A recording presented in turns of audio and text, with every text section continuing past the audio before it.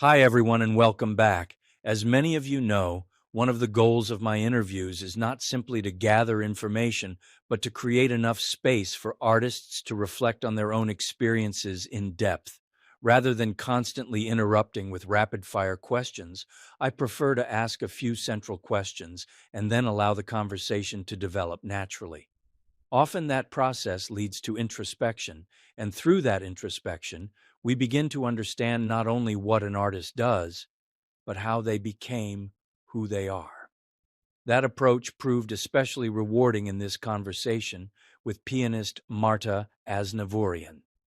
Our discussion explored four major themes: her Armenian heritage and its continuing influence on her identity, the complicated but formative relationship with her father, whose unrealized artistic ambitions eventually led him to become a luthier, her own development as a musician and performer, and finally, her collaboration with composer Stacy Garrop on the powerful new concerto Invictus. The result was a conversation that moved well beyond performance and into questions of resilience, family, discipline, and artistic purpose. And as always, thank you for watching. And if you haven't already, please like and subscribe.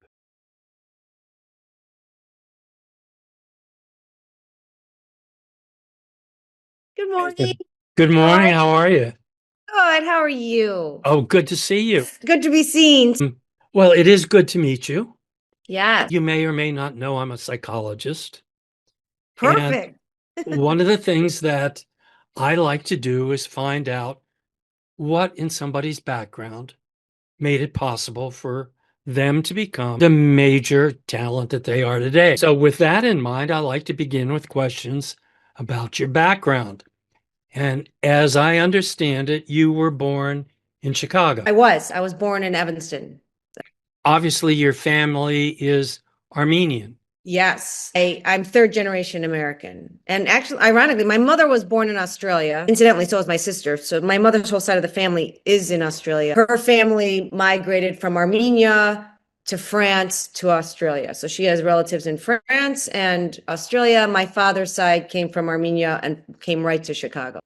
You're kind of Armenian displaced by three generations. Yes, I'm the third generation here. All right.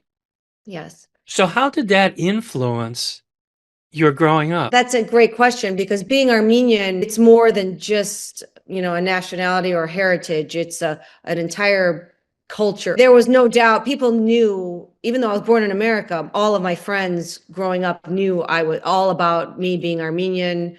Even though I don't even speak, but through food, through my mother's cooking. Yeah, Armenians are very, the original Christians, or at least the first nation to adopt Christianity as its religion. And that was always very present, staying true to our heritage. But also another impact was my father was very strict, and for some reason that was a very cultural kind of pinpoint.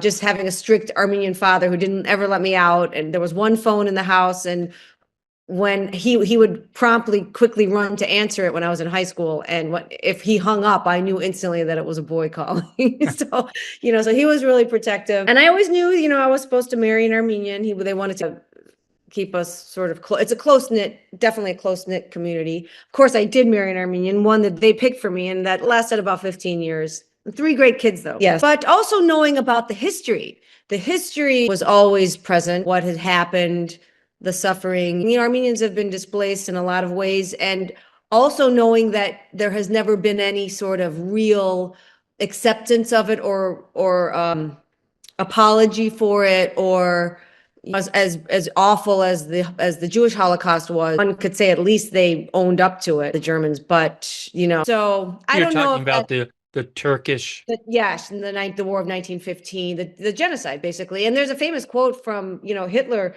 when asked, how do you expect to get away with this? And he said, well, look what happened with the Armenians, that no one stopped the Turks. So that was always a template in his mind of what he was prepared to do. Perhaps because there was never any sort of acceptance of responsibility, maybe that kept it alive in some way, the fight to keep it in memory. But Armenia is still struggling. It's a nation that is landlocked, And I've realized that it's the countries that are surrounded by that water is a very important aspect of survival and prospering, is to be surrounded by water, and Armenia is a landlocked country. And it's a Christian country surrounded by Muslim countries, so that's another kind of difficulty. But I was in Armenia with my sister last year this time, and there was another chunk of Armenia that was being taken away, Nagorno-Karabakh, and no one really did anything about it. So slowly it's getting kind of dissected. Russia, it was under Russia protection, but then it broke from that, and now we'll see what happens. So who took that land? Azerbaijan. Azerbaijan's been slowly taking more and more. So Mount Ararat is a constant reminder of what used to be in Armenia and is no longer a part of Armenia. After the war, that's what got divvied up, and I think that was to Turkey. We'll give you and we'll give you Mount Ararat. Just leave them alone. The Armenians didn't really have any say. So you can see the mountain throughout all of Yerevan. And it's just literally a constant reminder of what used to be theirs and that is no longer. But of course, that, it's a very monumental mountain because that originally, apparently, the story goes, that's where Noah's Ark landed. Right.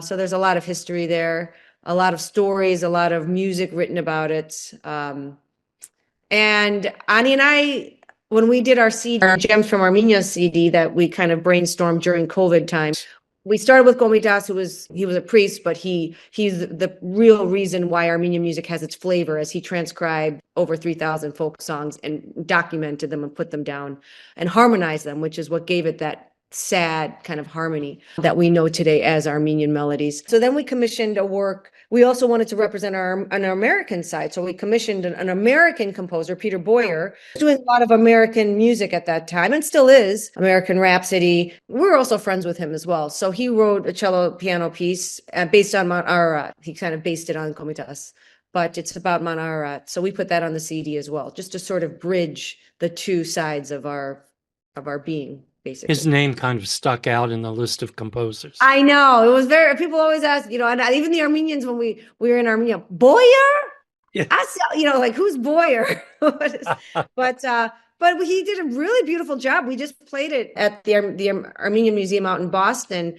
And it's beautiful. It's really beautiful. And what he does to the Armenian melody as an American, it's adaptation. It's you have to branch out. You can't survive as a culture just being isolated as a culture. And it's okay for me to marry a non-Armenian. It would be just fine. Who would have guessed? Yeah, right.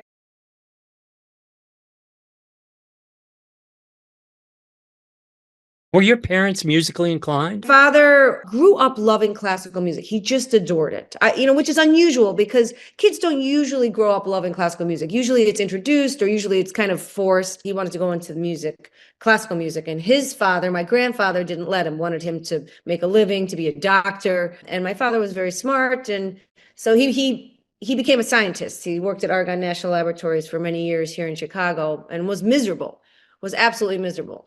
I remember just even growing up. So just to backtrack a little bit, when we were born, he instantly had classical music piping through our rooms from birth. Like right from the first day we came home from the hospital, he had Mozart, everything playing throughout the night, all night into our baby rooms, our cribs. So that was and his dream was to have a trio, the Aznavoorian trio. So he really wanted to live vicariously through us, through our music. And he almost did have the trio. We have a brother, my sister plays the cello, I'm the oldest, I play the piano, and there was a brother, Marty, is in the middle.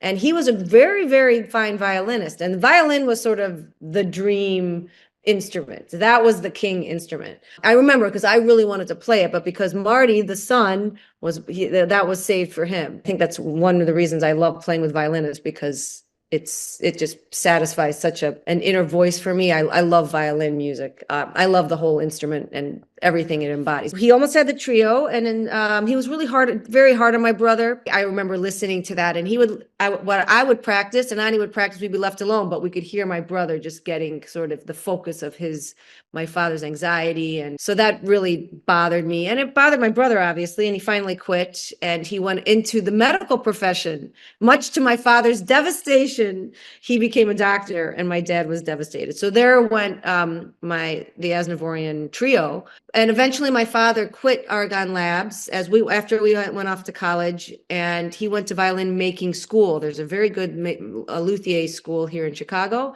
And I came back from Indiana, where I went to undergrad for one of the Thanksgivings or Christmases. And I came back, and there were all these instruments, kind of half-made instruments around the piano. I'm like, what's going on? She's like, your father quit his job. He's making violins. I'm like, oh my gosh. She said, he's waiting for you to practice so the overtones can somehow settle into the wood or something. And I was, because he was always good with his hands. He made model airplanes. He used to fly them. And his scientific mind and his love for classical music, and somehow he made really beautiful instruments, and they're in rotation. There's some very fine musicians playing his instruments, and my sister plays on his cello that he made for her. She sold her instrument, and she loves her cello made by her father. So we say when we're on the road, the irony is our father finally got the Aznavoorian trio, because there are three of us on stage, my sister and I, and the Aznavoorian cello. So there's his trio. Oh, that's a wonderful story. Yeah, it's nice to hear the story of our upbringing, and then to hear it as well. You Sure. hear the upbringing, not just see it.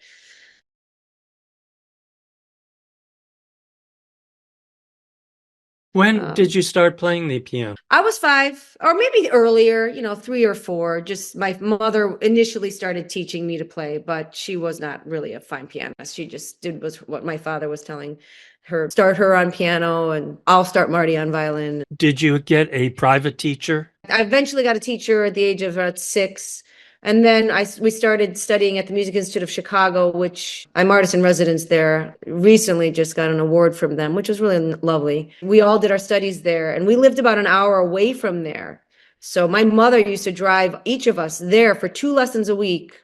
And then on Saturday afternoons, we'd have all of our theory and all sorts of classes on Saturday afternoon, our studio classes. So we were there all week, just in the car, back and forth. Our treat was to get I don't know, McDonald's for dinner or something like that.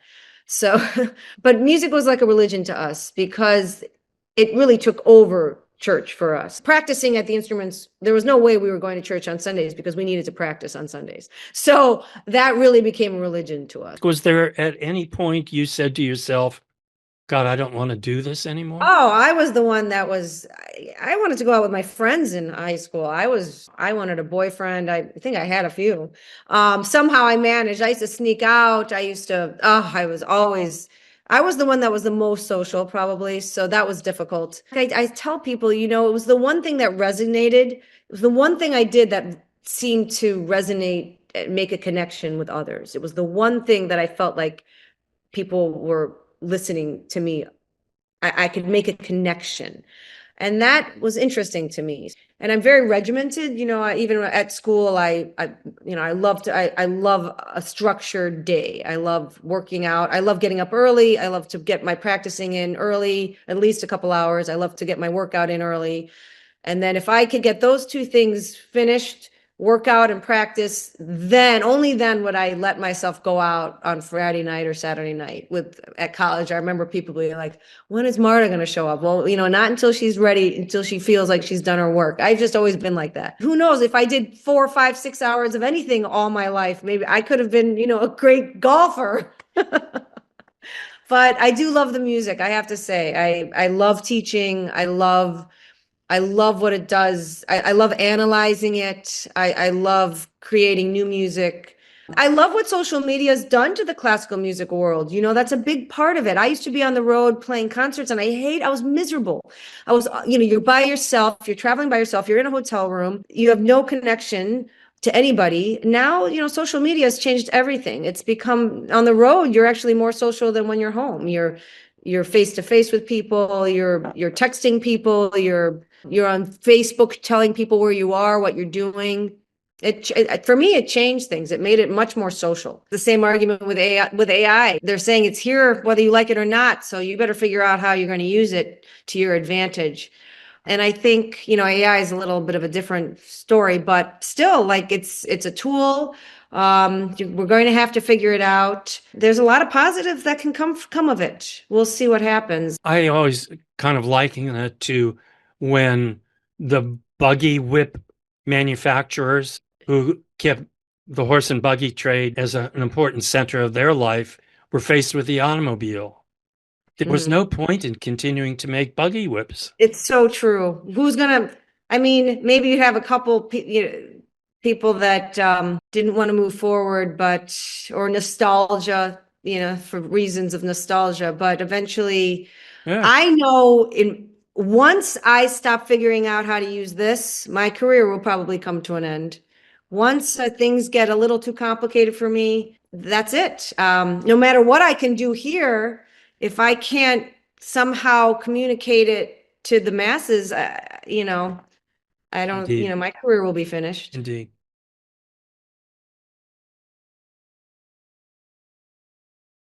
I wanted to talk about your new CD, Invictus. Yes. And of course, I've interviewed Stacy Garrop. Oh, you have? Okay, Yes. good. Let's begin back with how you know Stacy. I have worked with Stacy several times through my trio, the Lincoln Trio. We've commissioned some trio. She's written some things for us. We included her on our first CD, Notable Women, which consisted of 7 female American composers, living composers. So we included her, and it was an early work. It was a trio called 7, which was really different than anything she does now. But it was still pretty amazing. In fact, I fractured my hand, my pinky bone finger, when I was recording one of it, because I just wanted to put everything into that. I don't know if I'd go that far these days, but when I was my first CD, I did. I broke my hand over it. But, I remember, and we were working with a lot of composers at that time. I remember loving the harmonic reach that Stacy, the richness of her harmonies, and the piano sort of took the role of the orchestra. Usually when I'm in a trio, I'm usually feel like the orchestration, and it was so rich and it was so emotionally vast. And I remember thinking to myself, gosh, I wonder what it would be like to be immersed, for me to be the protagonist and be immersed with the orchestra behind me, with Stacy's richness and sound. And I'd love to go up against that one day, because I just love the power in it. It's just very powerful. There's something about her music is very, for someone who's she's very sweet. And she has a big heart. I wouldn't call her an aggressive person. She's very smart, but she's not an angry person. She's not aggressive. She's quite fragile, but her music is very powerful. And I like that kind of music. I like strength in music, the Brahmsian, the Beethovens, that kind of interests me. So I remember thinking to myself, I'd love to get a concerto from her one day. And that was, again, 10, 15 years ago. But I've been working with her on several projects since. There was a few trios. Then there was Repair the World, which was a commission based on the horrible shooting of the 4th of July about 4 years ago. I did a piano solo for that, and then Ani and I are playing. She did many different arrangements of that particular piece. There was a double bass piece for piano that I don't know if I recorded that, but so I've worked with her over several projects. Approached her with this one. I'm glad you've talked to Stacy, because her point of view is so interesting about this concerto and about her music in general. And I wanted to ask you, the fact that her music is programmatic, is that what makes it so accessible? I don't have to have a new way of listening to music. Yes. I can use what I already know and am comfortable with. Yes. In new ways. And that's what's so wonderful about it. Yes. It's everything you said was exactly right. And I agree. I also know when I'm playing or starting to get to know a particular work of hers, I know exactly the point that's sort of the apex of emotional apex it was in a trio that she wrote about her mother, and I can always hear where the emotional apex is. And in Invictus, I heard it as I was practicing it. I knew exactly where it was, even without the orchestration. So basically, I wake up, I'm at the bottom of this pit. I'm at the bottom of the pit, and the entire work is I am trying to get out of this pit. And the first movement is, it's kind of dark, strange. I'm waking up in the bottom. I'm realizing where I am and what's happening. How am I going to get out of here? And all the movements are based on the first four sentences of the first stanza of the Invictus poem, which she based this work on. The second movement is from pole to pole. I'm kind of the orchestra is the pit, and it's tossing me back and forth. And this second movement is extremely physical, very, very fast. I'm going from the top of the keyboard to the bottom of the keyboard. It's big chord. It's very thick. It's difficult to play. And so I'm really fighting here in this second movement. I loved this movement very much. I thought this was, this movement actually can also work very well on its own. Then the third movement that's this very cerebral, it becomes very personal. Like I really have to look inward as a protagonist. And there's a moment where I'm praying to God, like how I'm going to need some help here. And I love this moment because I think in everyone's life, there comes a moment where, not just one moment, but I'm sure there's several times where you sort of make this cerebral, come to Jesus moment of what am I doing? What is happening here? Or I need to change something, and I love this moment and I love that I could tell exactly where it is. And it's so beautiful with the orchestra. And then the fourth movement is, there's an interlude before the fourth movement, and I believe I've figured out what I have to do to get out. So then the fourth movement is me physically climbing, and it's working. And then there's a moment of where I reach the top. And it's interesting because the struggle for Stacy was, the whole piece is me trying to get out of this pit. And then the end, you hear that I'm finally out, but it's very brief. She was wondering how to balance the timing of this all. How long should we celebrate Marta getting out of this pit? And it is very brief, and it's the ending. And I remember when I first looked at the piece, I went right to the ending because I'm like that with everything. I go right to the end of the books. I just like to know how it ends. I don't know why. I don't like to be in suspense. I like to know how it ends and then read a book from there. But that's how I was with the concerto. I wanted to hear. And I remember being kind of disappointed with the ending when I jumped to it, when I was first looking at it, because it was sort of a serene ending, and it wasn't bombastic. It wasn't like, ta-da, there wasn't any big, but it's exactly the way it should be. It's exactly the way it has to be. The entire struggle of the piece, that's in a way becomes the meaning of it. The celebratoriness of it is the struggle. And that's exactly what I wanted to exemplify in Invictus was, it's the struggle that you need to find peace with. That's, if you're looking to get over the struggle so you can find peace, you're never going to be happy because everything is a struggle. And, I had originally wanted this piece to be about the myth of Sisyphus because I loved the concept. I loved the whole story of Sisyphus.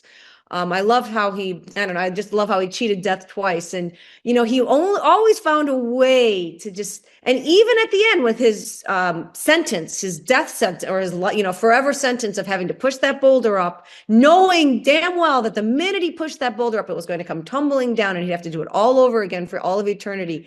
He found satisfaction getting that boulder up, and that was the satisfaction. It wasn't just getting it up there. It was the process of it. And I love that even in death, he's still to the very end won.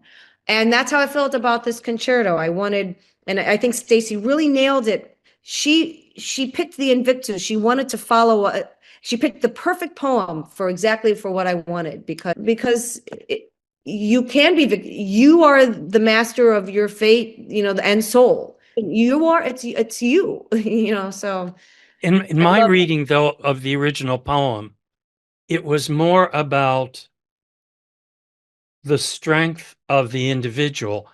And what she has produced is about the resilience of the individual. I think it changes it slightly in a much better way, Mhm. because we all can think we're the master of our fate, but we're really not. What we Right. have to be able to do is deal with things as they come up.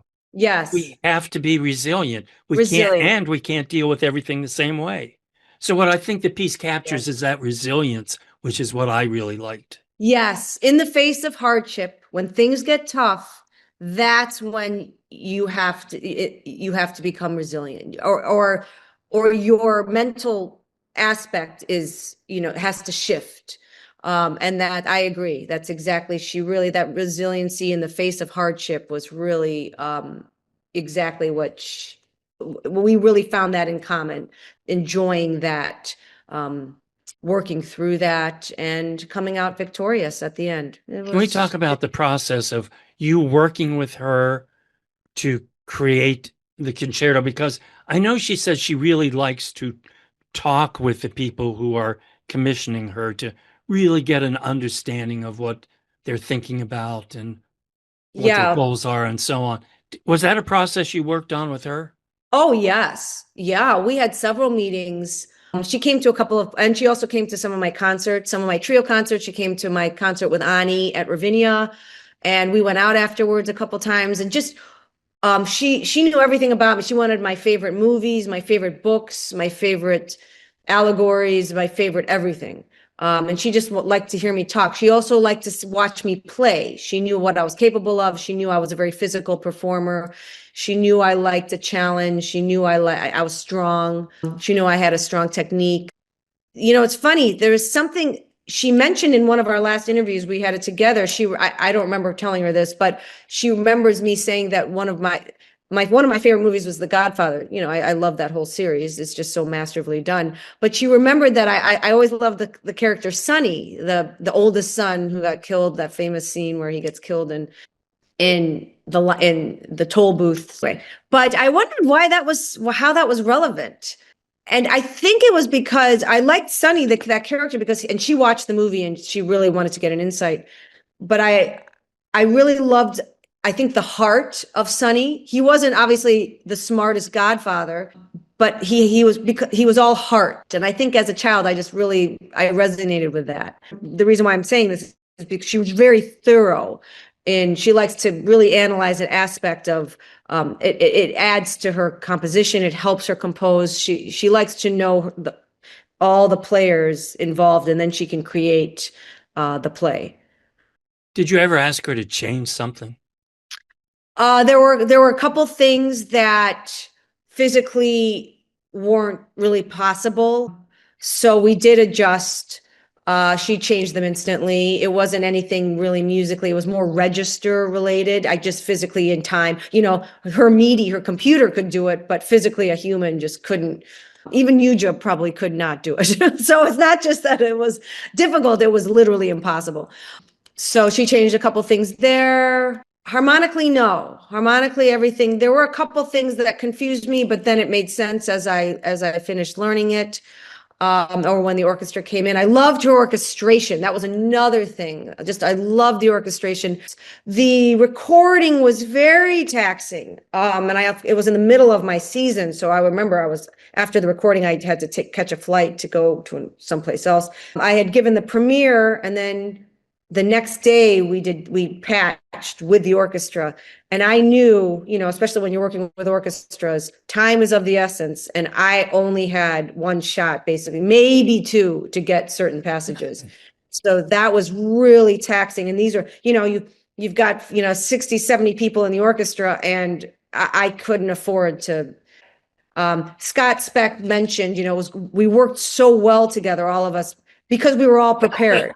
I knew that there was, If something wasn't working at plan A, I knew I had my plan B ready of what I was going to do. Because he said, Marta, you adjusted so quickly. The orchestra has to change something. You adjusted. I was prepared for all of that. I knew what could. I've worked with new music enough to know what might work, what might not. But working with Chicago Phil was amazing. Working with Scott Speck was amazing. I had never realized how cerebral he was, and fascinated to work in Stacy's mind. You can, it's not just factual, it's fantasy as well, which I like. Well, I'd be remiss to not mention Sadie Records for recording it, because Jim Ginsberg and Sadie, they've recorded many things of mine, many things of Stacy's, but I was thrilled that they recorded this and did it so with such enthusiasm, and really did a wonderful job of putting everything together. I've worked with Chicago Phil before. I've played the Beethoven Triple, but like I said earlier in the interview, I hadn't realized how cerebral Scott Speck was, and his willingness to really try, interesting new things.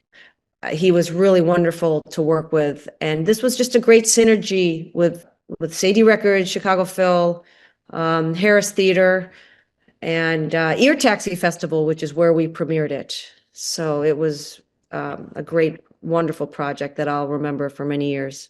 all right. Very good. It was great meeting you. It was a wonderful conversation. Thank you so much for your time. I appreciate it. Thank you. Thank you. All right. Hey, thank Have a you. good day. Bye-bye. Bye-bye. Thank you for joining me for this conversation with pianist Marta Aznavoorian. What made this interview especially compelling was not simply the discussion of music, but the deeper exploration of heritage, family, resilience, and artistic identity. From her reflections on Armenian culture and history, to the complicated influence of her father, to her collaboration with composer Stacy Garrop on Invictus, the conversation revealed how personal experience can shape artistic expression in profound ways. I'd also like to thank True Pierron at Schumann PR for assistance in arranging this interview. Thanks as well to all of my Patreon and Substack supporters whose encouragement helps make these conversations possible. For more information about Marta Aznavoorian and her work, please visit www.martaaznavoorian.com. And if you enjoyed this discussion, please remember to like, subscribe, and share the channel so that more people can discover these kinds of thoughtful and in-depth conversations about music and the artists who create it. Thanks for watching.